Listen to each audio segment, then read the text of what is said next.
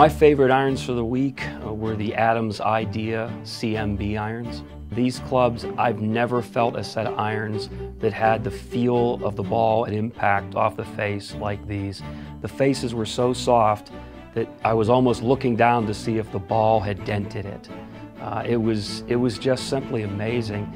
They imparted a lot of spin on the ball as a result, so I could stop the ball quickly and back it up on the greens, which was nice. It is very, very easy to hit. It's very easy to launch. And then they have the new KPSC taper shaft in it.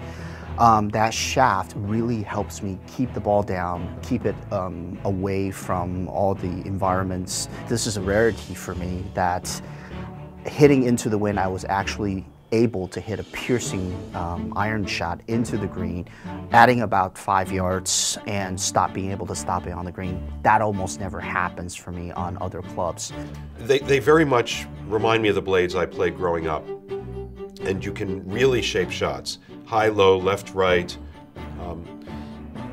And there's a tremendous amount of forgiveness. Even though it looks like a classic blade, you can hit it thin, you can hit it on the toe, you can hit it on the heel, and you still get wonderful feel and wonderful response.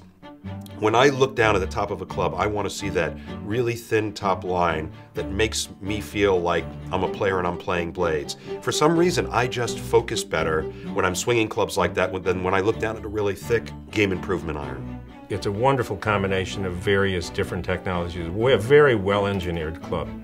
The Adams has always taken a lot of care, at least in the last few years, taken a lot of care to create irons with forgiving soles that looks like a blade, and it is so smooth because of the shaft. I mean, that was an amazingly good golf club. My favorite out of all the irons we tried was the Cobra Amp Cell Pro. Those were more traditional for me, almost a muscle back iron. I've played that style of iron for years, so it's always pleasing to me to see something like that being offered. What surprised me about the Cobra Amp Cell Pro irons was the fact that they were very playable and also extremely forgiving. You had a little bit more flexibility in missing that sweet spot and still getting good results. So it made it more enjoyable. Standing over the ball, it's got a thin top line. The sole's smaller, so you can really square it. We talk a lot about feel, especially with blades. It has a very unique feel. Cobra really got it right with this because it still has that unique solid feel of compressing the ball, but it's kind of what I describe as a soft punch. It's still very good feedback, but not jarring, and it has a very good sound. My favorite irons for the week were the Ping Ansers, and the big reason why is because they have a tungsten bottom weight that really powers the head through the ball in whatever turf conditions you're in.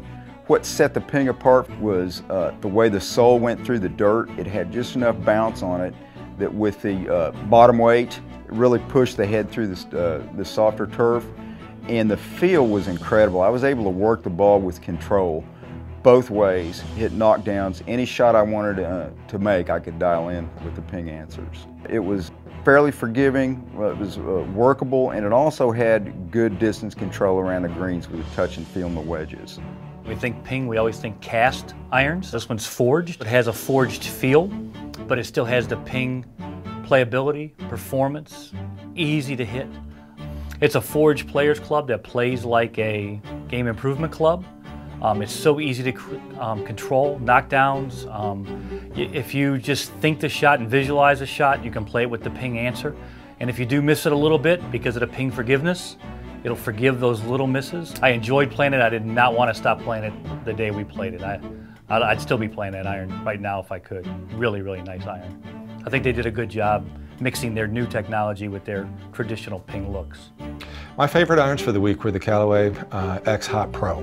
They were by far the longest club throughout the entire test. And we're down in Florida, the ball's not flying a lot, air's heavy, and I was hitting these irons good 10 yards, in some cases 15 yards longer than anything else in the test.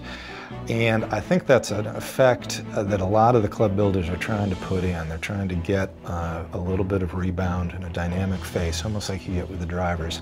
So you get a little more of a trampoline effect coming through.